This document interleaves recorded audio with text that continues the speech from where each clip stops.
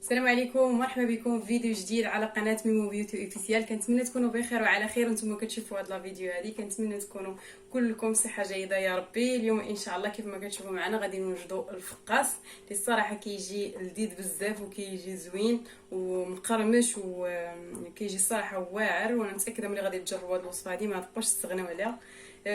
صراحه كيجي واعر بزاف البنات. شنو غادي نحتاجوا ليه؟ غادي نحتاجو هنايا كاس ديال اللوز، بغيتو تقطعوه قطعوه، بغيتو تخليوه هكا صحيح خليوه. وعندنا كاس ديال الجلجلان، قياس ديال كاس العنبه. عندنا كاس ونص ديال سنيده مع شويه ديال الملحه.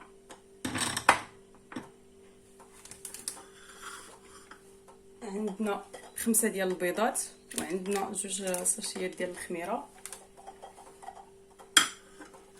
عندنا 2 معالق ديال النافع. عندنا كاس ديال الزيت، وعندنا كاس لرب ديال الحليب،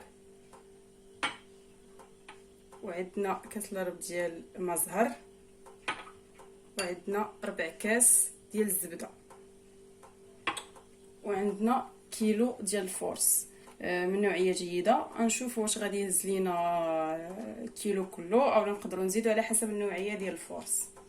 والقياس ديال اللوز وديال السنيده والجلجلان كلهم بالقياس ديال هذا الكاس، ديال القياس ديال العنبه. ودابا غادي نبداو على بركه الله. نحتاجو فاش نخلطو، يعني بغيتو تخلطو هكا في بانيو، في كسعه، فاش ما بغيتو نتوما، كل واحد فاش كيرتاح.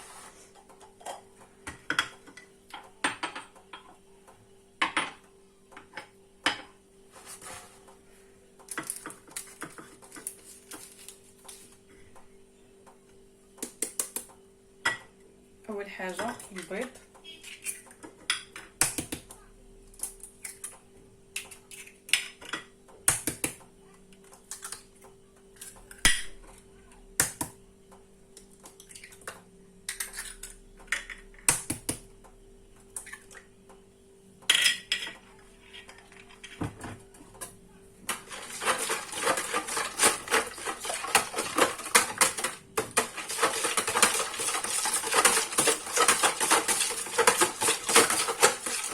صراحه كيجي البنات زوين هذا الفقاص، كيجي لذيذ ومقرمش.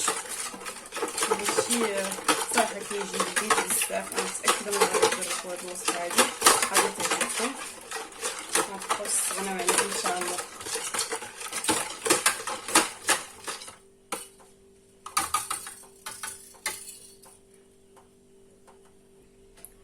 صافي البنات، هو من بعد ما ضربت السكر والبيض كيجي لينا بحال ما هكا. دابا غادي نزيد الزيت، هذاك الكاس ديال الزيت. نخدموا هذا البيض والسكر مزيان. غادي نزيدو هاد 4 كاس ديال الزبده،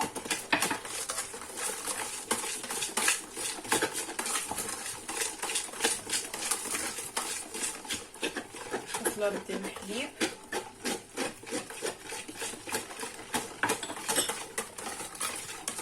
نتمنى كل حاجه تكون واضحه.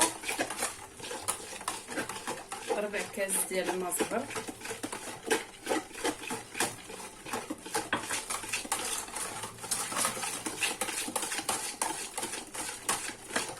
عندنا كيف ما قلت لكم في الاول كاس ديال اللوز وكاس ديال الجلجلان، و2 معالق كبار ديال النافع.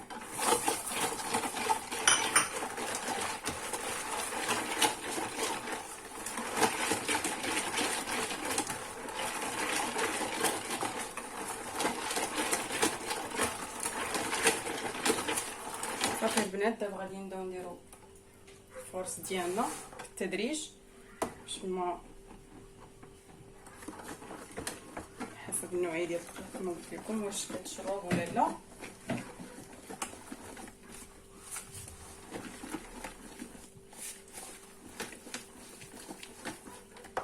غادي نزيد هذوك جوج ساشيات ديال الخميره.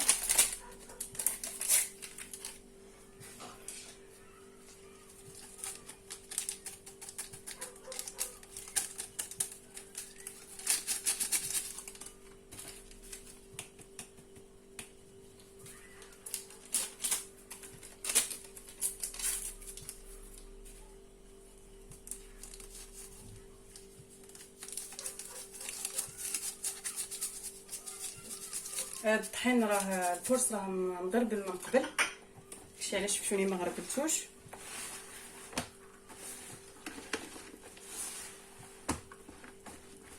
دابا نحيد بعدا نستعملو حنا نخدمو مزيان.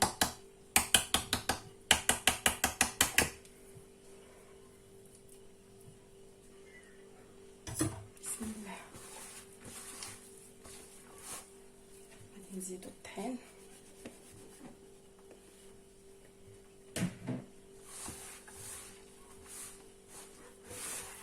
بطبيعة الحال ما ندلكوش، نعرفوا انه الخاص ما تحتاج انه يدلك، هكذا كنبقاو نخدمو حتى كتدخل فيه الفرص وصافي.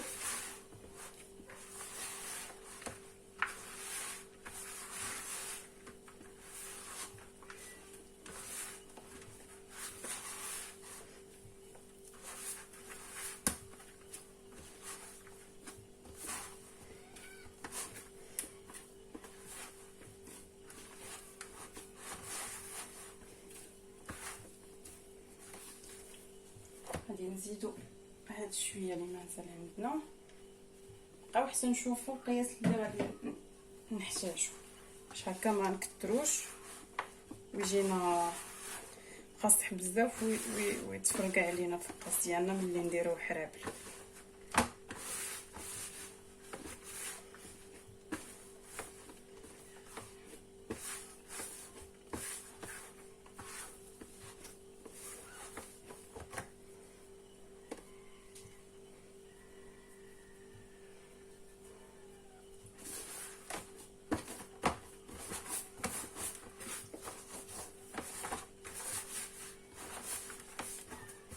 جاتني الخدمه في البانيو معنكشه، كنخدمو في الكسعه منمشوش كاع، ماشي مشكل.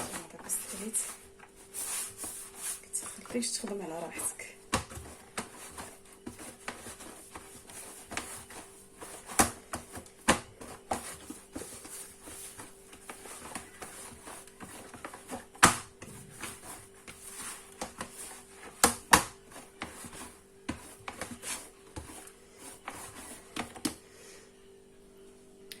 هاي مول البنات بعد ما جمعت العجينه نوريكم شحال ديال الفرص اللي شات ليا. ها هو القياس ديال الكيلو، ها هو شحال شات ليا منه ديال الفرص. المهم على حسب النوعيه ديال الطرف بطبيعه الحال صافي. وكان ما كنلكم حتى شي حاجه، غير كان نجمعوه صافي. دابا غادي نقسم حرابل.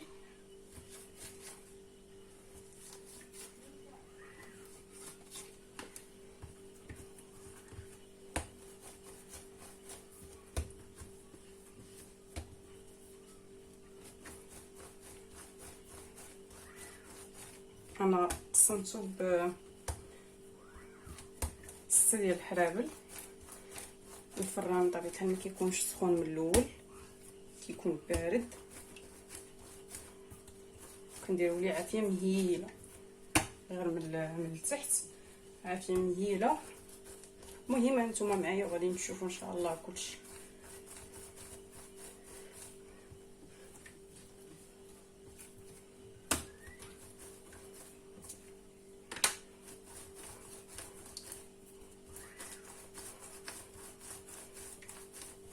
انا عندي اللاطه ديالي هنايا درت فيها ورق الزبده باش ما نديروش في اللاطه نيشان صافي. وغنبقى نستمر بحال ما هكا، نبقى باش ما يجيونيش غليظ من جهه وضعيف من جهه، يعني يكون باش ملي نقطعو يجيونا الفقاس يجينا مقاد.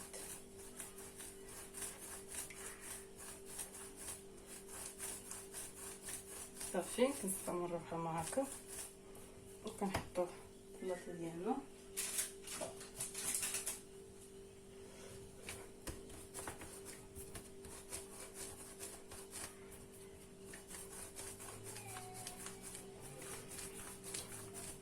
المهم باش ما يجيش لا فيديو طويل غادي نكمل في هكا حتى نكمل لاطا ديالي ونرجع معكم ان شاء الله.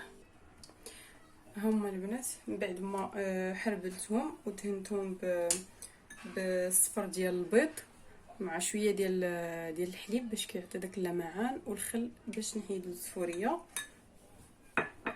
وكناخذ الفرشيط ديالنا.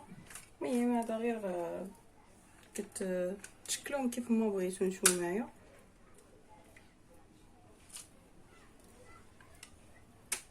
صافي. ودابا غادي نديرهم يطيبوا الفران في 180. كيكون ما سخونش بطبيعه الحال من قبل، يعني الفران كيكون بارد وغير من التحت. صافي دابا غادي نديرهم يطيبوا ونعاودو نتلاقاو ان شاء الله. صباح الخير عليكم البنات، انا رجع نكمل معكم لا فيديو حيت الفقاس ها هو من بعد ما طاب. انا خليته طيبته البارح بالليل وخليته حتى الغد ليه عاد باش غادي نقطعو ونحمرو. دونك انا كيف ما قلت لكم صيبته البارح في الليل وطيبته بحال ما هكا، يعني طاب نص ديال طيبه هو كيفاش كيجي، وخليته حتى برد ودرتو في شيفونه ومن بعد درتو في بلاستيكه صافي وخليته. ما درتوش في الكونجيلاتور حيت كاين اللي كيديروا في النهار وكيديروا في الكونجيلاتور من بعد ملي كيجمد تيقطع ما كيجيش زوين. كيجي ما كيجيش هكا مبين مسوس وداكشي، يعني ما كيجيش الصراحه. انا ما تيعجبنيش نديرو في الكونجيلاتور وعاد نقطعو. المهم كنخليه حتى الغد ليه عاد باش كنقطعو كيجي الصراحه زوين، وفي نفس الوقت كيجي ساهل بالنسبه للمبتدئات. يعني هكا بهذه الطريقه هذه غيجيهم ساهل على الكونجيلاتور. غادي يعذبهم شويه ويقدر يتهرس ليهم، يعني كيكون فيه واحد شويه ديال التعماره. دونك ملي كتخليه حتى الغد ليه كيجي ساهل وكيدغي كيتقطع لك. المهم انا قطعت لي بودان ديالي كلهم راه قطعتهم وانا كنحمر فيه دابا. بقى هذه باش نوريكم كيفاش نقطعو. اول حاجه خاص السكين يكون حاد بزاف، يعني حاد بمعنى الكلمه صافي باش ما يتهرش لينا. صافي كنمشيو بحال ما هكا بشويه بشويه ما كنوركوش باش. وبالنسبه لشحال لهنايا واش كيبغيو رقيق ولا غليظ على حسب كل واحد يدير القياس اللي هو تيبغي. انا كنديرو هكا موين.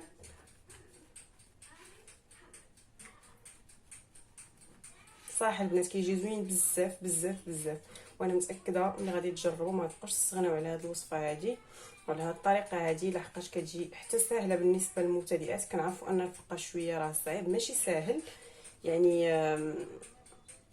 ماشي كلشي كيصدق معاه.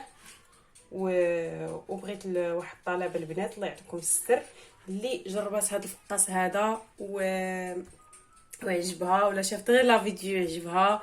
الصراحه هذه الوصفه هذه ديال الاخت ديالي، وداكشي علاش قلت لكم اللي شافت هذه الوصفه ولا اللي جرباتها تدعي معاها تقول يا ربي تعطيها صحيحتها، لحقاش الصراحه الوصفه من افضل زاد ديالها وهي اللي كتمشي معايا دقه بدقه باش تعلمتو. الصراحه كنشكرها بزاف ولا اللي خطا عليا. وانتم ان شاء الله ملي تجربوه اكيد غادي يعجبكم ودعيو معاها ان شاء الله.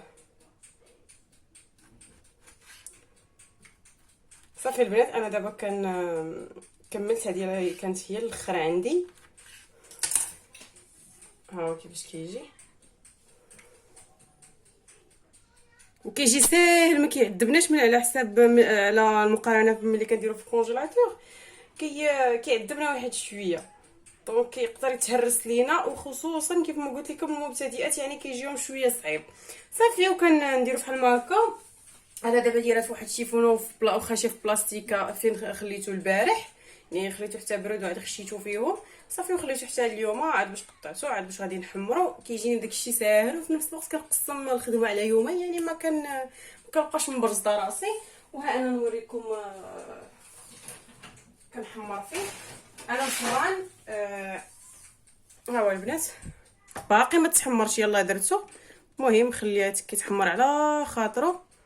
ها هو انا الفران عندي الفران ايتيمال كنديره دابا في 150، دايره في 150 غير لتحت، ومخلياه يتحمر على خاطرو. يقدر يدير ليا النهار كله ما عنديش مشكل. اهم حاجه انه نخليوه يتحمر على خاطرو باش ماشي نجهدوا عليه يتحمر لينا من على برا يبان لينا راه محمر، وملي كنجيو للوسط ديال الفقاس كنلقاوه باقي ما قاصحش، يعني ما مقرملش. هو الفقاس السر ديالو انه خاصو يكون مقرمل، الا ما كانش مقرمل ما غيعجبناش. دونك خصنا الفران نقصوه تماما وما يكونش ما يكونش سخون من قبل. ملي كنبغيو نحمرو دابا ما يكونش سخون من قبل.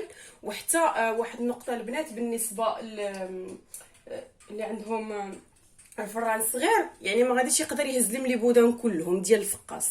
دونك انا هذاك الخياس قسمته على 6، هزات ليا اللاطه هذه اللي وريتكم دابا، هزت ليا 3 والثلاثه الاخرين خليتهم ملي طابوا ليا الثلاثه الاولين خليت الفران حتى برد تماما. عاود صورت الثلاثه الاخرين وعاد طيبتهم فيه. يعني الفران خاصو يكون ما بين هاد 3 و 3 ولا المهم قياس نتوما اللي غتبغيو. مهم بالنسبه للطيبه الاولى والثانيه خاص الفران يكون بارد، يعني تماما الفران ما خاصوش يكون سخون، ما خاصوش يكون سخون والو باش هكا ينجح معكم الفقاس. وهذا سر من الاسرار باش ان شاء الله غادي يصدق معكم الفقاس. ولا جربتوا ان شاء الله هاد النقط اللي قلت لكم راه غادي يبدا يصدق معكم، حيت هو راه سهل وصعيب في نفس الوقت، يعني وخصوصا يعني المبتدئات يعني ماشي كلشي كيصدق معاهم وداكشي. وصافي البنات دابا غادي بلا ما نطول عليكم في الفيديو غادي نحمر الفقاس ديالي ونعاودو نتلاقاو ان شاء الله مع الشكل النهائي باذن الله. وهو البنات الشكل النهائي ديال الفقاس ديالنا اللي كيجي الصراحه زوين بزاف بزاف بزاف. وانا متاكده ملي غادي نجربوا ان شاء الله ما غاديش تبقاو تستغناو على هاد الوصفه هادي. كيجي الصراحه زوين كيجي مقرمش، وبالنسبه للمبتدئات يعني غيجيوهم ساهل صراحه. كيجي واعر بزاف هانتوما، يعني مقرمش وزوين صراحه. كيجي واعر بزاف البنات كما قلت لكم. و كان التحمار على حسب كل واحد، كل كيبغي مقرمل بزاف كل كيبغي نص نص، يعني على حسب كل واحد وكيفاش كيبغي. وصافي ولا فيديو كتكون هنا وصلت النهايه ديالها. وكنتمنى انكم ملي تشوفوا هذا الفيديو هذا ما تنساوش انكم تشتركوا في القناه الا كنتم مشتركينش، ولايك لا فيديو الا عجبتكم، شي كومونتير زوين اللي حفزني وخليني نستمر. واللي جربات الوصفه عاود ما تنساش ان تكتب كومونتير وتقول اختي الله يعطيك الصحه والله يخلي لها صحتها، لحقاش هاد الوصفه هذه ديالها هي وهي اللي علماتها ليا. ووصفه الصراحه ناجحه 100% ورائعه جدا. انا متاكده انكم اللي غتجربوه ما تبقاوش تستغناو عليه ان شاء الله. وصافي واللي شاف القناه ما ينساش انه يتابونا، حيت العائله ديالنا الحمد لله غادا وكتكبر وما بقى لينا والو ان شاء الله باش نكملوا 1000 ابوني. وكنتمنى انكم ما تبخلوش عليا وتزيدوا تشجعوني باش نكملوا ان شاء الله 1000 ابوني. وبالنسبه لي مابوني كنقول لكم شكرا شكرا شكرا بزاف، والله يخطيكم وفرحتوني بزاف وغتزيدوا تفرحوني بالنسبه للناس الجداد لانه غادي يكملوا لي ان شاء الله 1000 ابوني. وكنشكركم بزاف واحد واحد وكنقول لكم شكرا شكرا شكرا، الله يخطيكم. والى فيديو اخر باذن الله. ويلا السلام عليكم.